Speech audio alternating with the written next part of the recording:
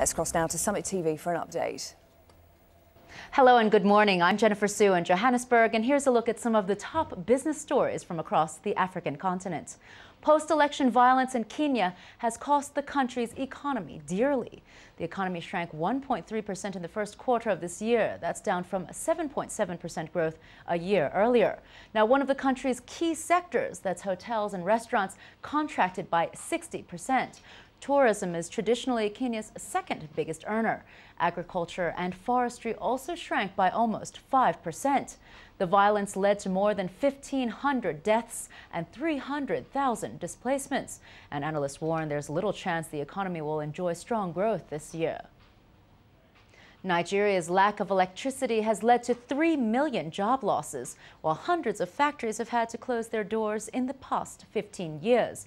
And the country will have to spend big to improve the situation. Even in Nigeria's commercial hub, 2/3 of industries have shut shop due to outages.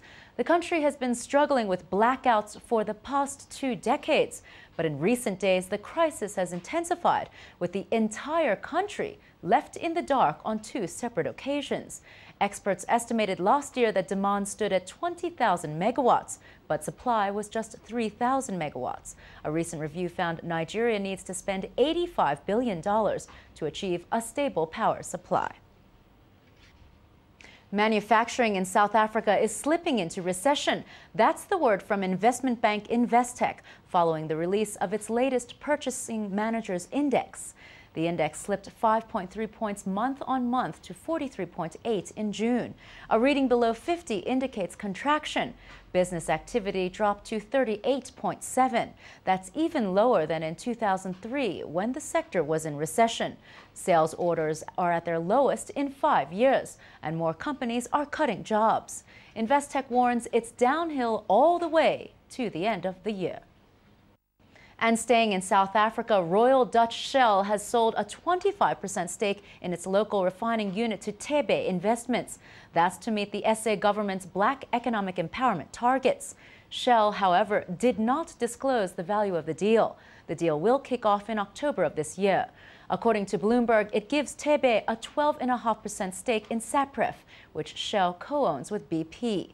Sapref produces around 180,000 barrels of crude a day, which equates to just under a quarter of SA's total refining capacity. Oil companies in SA have agreed to sell 25% of their business to Black investors in the next 2 years. And finally, Tanzanian commercial banks that were in any way involved with the Bank of Tanzania's external payment arrears scandal will be investigated. The scandal broke at the start of the year. About $110 million worth of transactions were paid under the EPA scheme to 22 local companies based on fraudulent documentation. The central bank governor lost his job as a result, and the Tanzanian government promised the IMF that it would investigate further. And that's a wrap of your African business news. I'm Jennifer Su, reporting in Johannesburg. Now over to you at the Sky News Center. Here's how the current